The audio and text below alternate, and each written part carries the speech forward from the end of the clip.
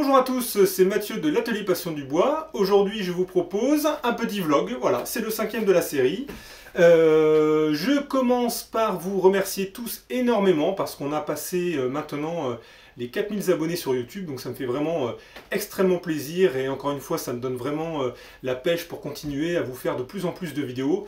Ça me fait vraiment plaisir. Voilà, je trouve qu'il y a vraiment une bonne interaction avec vous dans les commentaires et autres. Donc voilà, n'hésitez pas à commenter, à poser des questions au fur et à mesure des vidéos. Moi, ça me permet aussi de m'améliorer pour les prochaines. Et puis voilà, aussi, donnez-moi des idées si vous avez des choses que vous avez envie de voir ou que je vous explique. Alors je vous propose de faire maintenant un petit point sur les dernières vidéos que j'ai pu réaliser. Vous avez dû voir, j'ai fait une petite série sur quelle est la manière d'optimiser sa MFT. Donc la MFT, c'est la table multifonction de chez Festool, hein, qui est à la base faite pour de l'agencement, hein, pour couper vraiment du mélaminé, du contreplaqué, du ménium, et qui n'est pas fait forcément pour le travail du bois en mode manuel.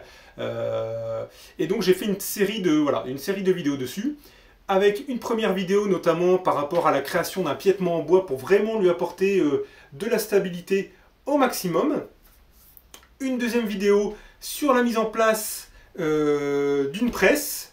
Et puis, une troisième vidéo, alors je ne sais pas si elle est parue ou pas, hein, on verra quand est-ce que ce vlog sort, mais une troisième vidéo pour l'aménagement intérieur, en tout cas, de cette table. Alors je vous propose juste de refaire un petit tour et voir quelques petits éléments ensemble sur lesquels j'ai pu avoir quelques questions.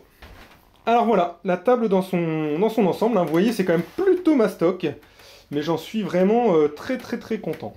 Donc on revoit ici notre piétement en bois. Je ne l'avais pas forcément montré dans les vidéos, mais ici vous voyez que j'ai rentré des tiges filetées, alors qui rentrent ici, et on va le voir de l'autre côté, qui sortent avec un écrou et une rondelle. Hein. Donc ça, j'ai ça sur les 4 endroits, donc je vous assure que voilà, le plateau, il n'y a vraiment pas de danger qui bouge. À l'intérieur, j'ai mes caisses, j'ai mes systénaires là qui sont rangés. Alors pour l'instant, ils sont juste posés comme ça. Idéalement, il faudrait que je mette le système de tiroir de chez Festool. C'est prévu, mais bon, voilà, ça coûte un petit peu. Donc du coup, pour l'instant, c'est juste rentré comme ça dedans. Petite chose intéressante, c'est que finalement, sous l'établi, j'ai cette petite planche au-dessus qui est là pour plusieurs raisons. La première, c'est pour toute la poussière qui tombe, ça évite que ça aille sur mes caisses juste en dessous. C'est plus facile à nettoyer. Et puis la deuxième, c'est que ça permet également de poser quelques petits outils. En l'occurrence, voilà, moi, mes systèmes pour pouvoir faire du serrage sur la table, je suis bien content de les ranger juste en dessous. Mes petits bench dogs qui sont juste ici, c'est pareil. Hein, ils ont vraiment une petite place intégrale juste ici. Si on passe maintenant à la presse... Donc je lui ai mis alors 2 petits morts comme ça en contreplaqué. Alors ici c'est attaché simplement avec des vis et des trous qui sont voilà, un petit peu plus intérieurs. Et puis je vous propose de faire une petite démonstration. Alors je vais prendre un petit morceau de bois. Alors là c'est simple, hein, j'ai juste à serrer. Alors une petite remarque par rapport à ici, c'est que on l'a vu hein, par rapport à mon système, les mâchoires initiales arrivent juste ici.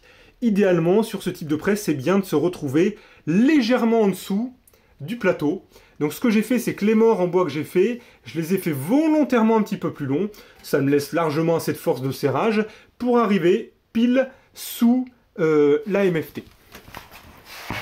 Alors là, on va se mettre comme ça. Je vais prendre un rabot.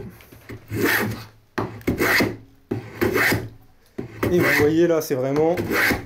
Là, je fais des passes énormes. Hein. Et avec ça, franchement, vous avez dû voir, la caméra n'a pas dû bouger une seule fois. On est vraiment super stable, donc rien à voir par rapport à avant.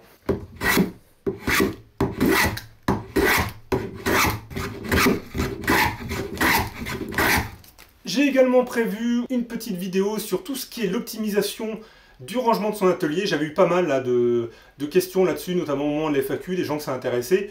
Donc du coup, je vous ai vraiment refait une vidéo spécifique avec le top 5.